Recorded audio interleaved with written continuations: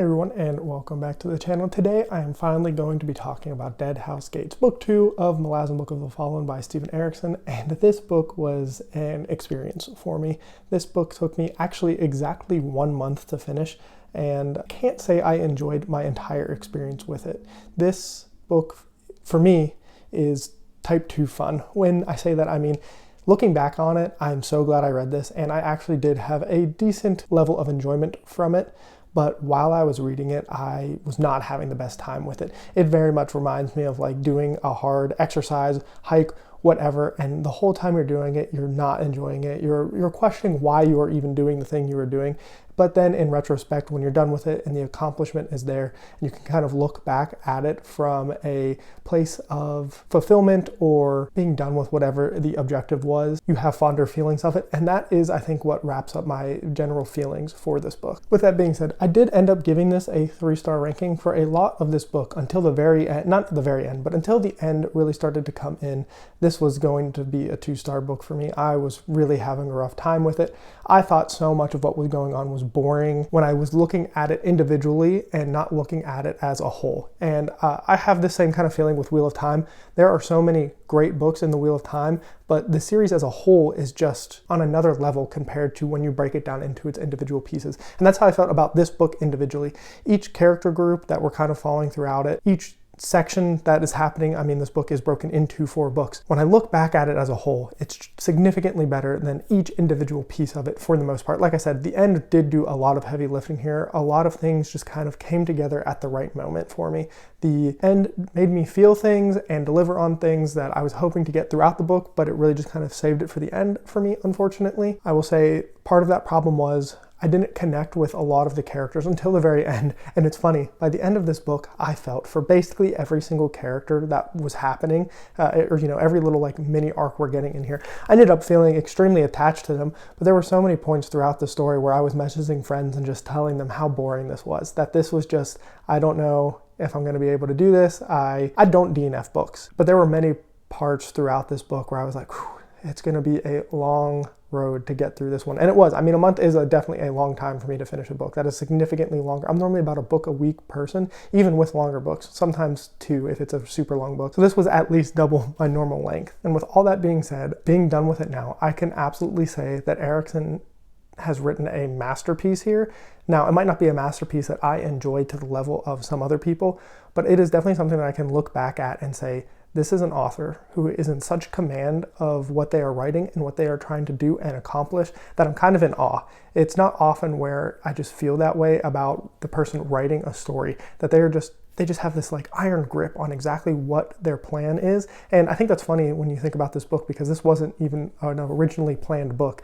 I think the story is Memories of Ice was supposed to be book 2, and at some point that copy got destroyed or corrupted or something, and he ended up writing this. And one, the ability to do that is very impressive, but then just the masterclass, this is a book that I feel like you could really just sit and study with. I think one thing that, looking back at it now, I feel like if I had known some slight spoilers and maybe kind of had read maybe a guide almost before I read the book itself, I would have enjoyed it more. I feel like I could have seen the pieces going into place as they were going into place instead of trying to fit a round peg into a square hole. Actually, that might work depending on the dimensions of it. But I just have so many feelings about this book. So this is obviously going to be a little bit different than my normal reviews. I've talked about a lot already.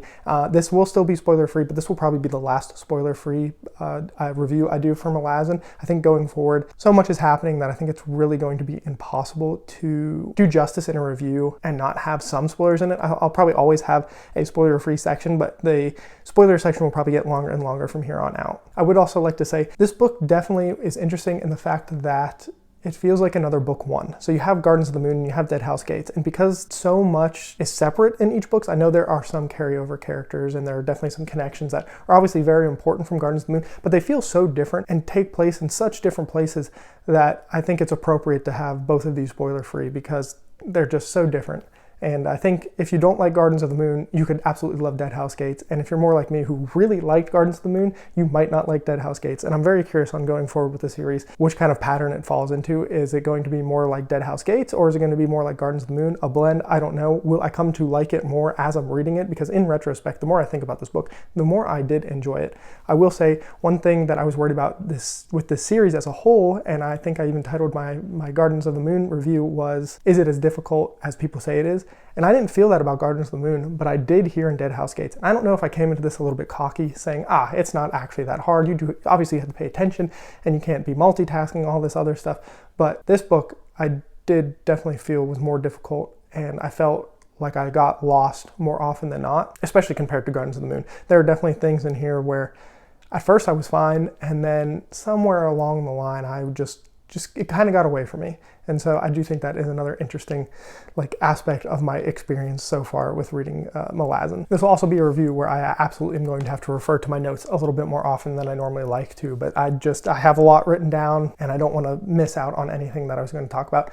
One last thing about moving forward with the series and how I think might be a good way for me to approach it is to slow it down even more. And when I say that, I mean take it bit by bit. I think I maybe would have had a better enjoyment of this story if I had read individual books, let the story is broken up into, than trying to read it all at once, and maybe had some things to break up the journey along the way. I think that would be a really good tip for somebody if you're reading this. Have some lighter stuff in there to kind of break it up. There's very clear stopping points throughout this book that I think will be incredibly helpful for most readers. Going forward, I'm going to try even harder to take notes. My note taking when it comes to reading is very sporadic. If something really sticks out to me, or if there's some certain characters that I want to note, I'll quickly pull it up on my phone and type it into the Google Doc that I have for that book. But in general, it's not something I really do. And I think moving forward, it's something I'm going to try to do just a little bit more, especially with this series, because I think there's so much happening that it kind of deserves that respect. And one other thing I've thought about doing is doing a physical book and the audiobook at the same time, just to see if maybe that helps me recognize people the first time around with getting it in both, ways. So with all that being said, the way I'm going to do this review is I actually have it broken up into different character groups, and that's kind of how I'm going to talk about it. So let's go ahead and finally jump in. What a preamble that is. So my first group I'm going to start out with is mostly Felisin, Haboric, and is it Bowden? Is that how you say it?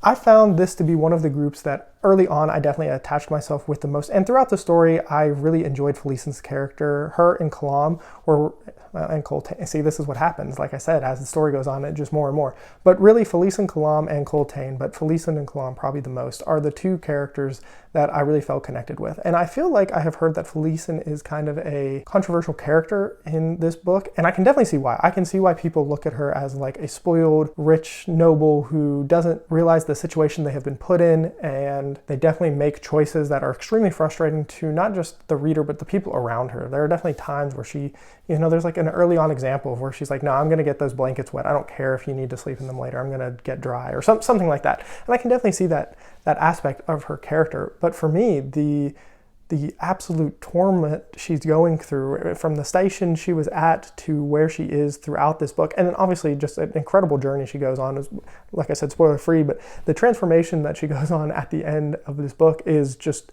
absolutely crazy. And that whole journey of them leaving the mines and just everything that happens to him, it's like, Erikson, how badly can you beat down your characters over and over again? I mean, she's already been trapped in this mine and addicted to drugs, and now she's been attacked by these flies, and she's scarred for life, and just all of these things that happen there are just horrific to her. But for whatever reason, it definitely made me attached to her, and I don't know, I just felt bad for her through so much of this that I just wanted things to be better for her. And I think this is a group, if you look at the beginning where they start at and where they get to at the end of the book, I mean, I think I already mentioned, but just a crazy transformation that they go through here. A lot happens, a lot of sad stuff. There's so much sad stuff in this book. I know Erikson says that this series is not grimdark. I think he adamantly defends that. But to me, man, this is a grimdark book, and I don't know how you can look at some of the things that happen in here and say otherwise. Just because there's a light in the tunnel of darkness doesn't mean it's not a tunnel of darkness. At least that is, how I'm looking at this book. Maybe not the series as a whole, but this book in particular was rough, and I think Felisin is a really good way to look at some of that. Obviously, the stuff that happens with Coltaine and all of that, also just crazy. But yeah, so that is kind of my thoughts on them. I can't say too much without spoiling it. My next group, let's talk about Kalam and Mappo. So what a best friend tale, right? This, really highlighted a lot of things, and this is kind of one of the bright spots, I think, in this entire book, which was nice. But I think it was definitely a needed thing that Erikson added into this story, because it was, like I said, that pinprick of light. That friendship is just something that I think a lot of people connect to. If you have really close, strong friendships, you know how important they can be, even with the twists and turns that are put in here. I think another thing that I really enjoyed about this duo is we learn about some of the history of the place we're at. And it's so old and ancient and just kind of mysterious. And I really enjoy that. I'm hoping that is something that gets explored as we move further and further into the series. I would like to see maybe some like elder god stuff happen. I don't know. We obviously get some revelations of new gods here in this book, but some elder god stuff mixed in would be really interesting. And I think, this kind of opened the door to some of that happening. Next, let me quickly mention, Fiddler, Apsalar, and Crocus. These are, this is mostly our Gardens of the Moon cast carryover, which was something I think needed. I think early on it kind of helped ground me back into this world. I really liked Apsalar's character in the first book, so to see what was going to end up happening with her, I thought was very interesting. Obviously, this is the group of characters because of her. We get some very interesting what I thought happened confirmed, and obviously I had some people confirm it for me in the comments of my last video, and I appreciate that. But I got like this twist correct, which is mostly just because if you don't see a body, I mean, come on, there's something up for it. This is a fantasy series, so I think that is a good way to look at that. I will say, when her group, and I think when this all happens, and this was part of the story that really lost me, was when this group is with Kalam and Mappo, and they're dealing with some of the house gates and the shapeshifters and just some really out there wild stuff. Man, some of that stuff lost me with some of the magic there. That is definitely one thing that sticks out to me with that group, that, so much was happening. And I guess maybe you're not even supposed to understand it. It seems like the characters don't even really understand what's happening for the most part. So you're just kind of along for the ride. And that has been my general kind of feeling with this series, is when you're not understanding something, just kind of grasp as much as you can and move along. You're definitely not supposed to get it the first time around, and probably even the second or third. I feel like you need to really study some of the stuff that's going on here. But that is one other thing I wanted to mention quick with those, because I want to get to Coltaine and the chain of dogs and everything that happens there. I found so much of this boring in the start. This is one of the sections that as it's going, I'm like, okay, this is people walking through desert and like some military politics, and we're kind of walking, and yes, horrible things are happening, and bad thing this, bad thing that. We're just trying to go. We're trying to get to a safe spot. But man, by the end of this book, where everything that happens with Coltaine happens, it's just unbelievable. I mean, it's so well done. I mean, personally, do I wish that maybe it had happened a little bit faster? Yeah, but maybe that is just part of the brilliance of the series. Coltaine is a character who I don't think I'm ever going to forget about. I don't know how I could. Same thing with, I guess it's really, when I think about him, it's also Dunker, is that how you say his name? Those two characters together and the things that happened to them they are seared into my brain, and that is just going to be a memory that I have, and moments that really helped get this book from that 2-star ranking, where I was really not enjoying my time with it, up to where I at least had some enjoyment in the series. And that's a really dark thing to say. If you have read this book and you know what happens, there's some really dark stuff that happens with these two characters. I mean, absolutely brutal. Brutal. I mean, some of the most horrific things you will ever read in a book happen between them. And for whatever reason, I'm here for it. I enjoyed that part, and I just thought it brought such an emotional brevity to this section of the story that, yeah, it's just part of what makes me just talk about how Erikson just is a master at what's going on here, and how I just really, really enjoyed it. As dark as it was, as horrific as it was, as all of that, it's just so well done, and it really does make you feel. I talk about how I'm not really a plot reader or a character reader. I'm probably more of a character reader if you had to fit me into one of those two boxes though. But I am a moments reader. When big moments happen, when important things happen in a book, those are the things that stick with me. Those are the things that make me enjoy a book. And the things that happen with Coltaine here are the moments I'm looking for. And they don't always have to be that dark and horrific, but they're moments that, like I said, I'm not going to forget. They're so impactful that they just leave that impression in your soul. And that's what happens here. And then to wrap up, I'm going to talk about Kalam. And Kalam is a character who just worked for me for pretty much all of the book. I like everything that happens. There's some romance here, him just being heroic. Just everything about Kalam here is just fantastic. And unfortunately, I feel like I can't talk about some of the things I like about him without being filled with spoilers. But just know the things that happen at the end of this book with him, I thought were brilliant. And once again, it shows the complexity of this world, how we get things from maybe one character's perspective, but then we get it from another character's perspective. And it's not that either of them are wrong or right, but you can kind of see the justifications that they get and how they get to the things that they have done, the wrongs, the rights they are doing. And I just think that is that moral quandary and questioning and like not really being able to trust sources, but also being so connected to them at the same time is another thing that just makes this series something that, even though it's difficult and a lot of work, I feel like it's so worth it to push forward and continue reading. And I think it's not even a long scene that I'm talking about here, but it's another one of those moment scenes that I think is so impactful. And it just, once again, shows the entire scale of the series, because it's huge. It is massive. But how even people who don't have ill intentions can cause ill. And I don't know, I just found that whole interaction just fantastic. And I'm glad that it happened, and I'm looking forward to getting more aspects of those through the series. I'm sure that is something that Erikson harps on a lot, because it feels like it is. I mean, even with going back to Felisin and how she gets to her situation, if you look at it from a different perspective, you understand why things are happening to her. And I don't know, it's just some part of the brilliance. But I'm going to go ahead and stop rambling, because I feel like if I don't, I will just keep talking and jumping back and forth between all kinds of different things. This is definitely a book that, as I have talked about it more and thought about it more, it is elevating itself in my feelings. Like I said, type 2 fun, 100%. But let me know what you think about Deadhouse Gates. I think a lot of people either really like this book or really don't like it. I'm not 100% sure. I try not to get into reviews too much before I read something myself.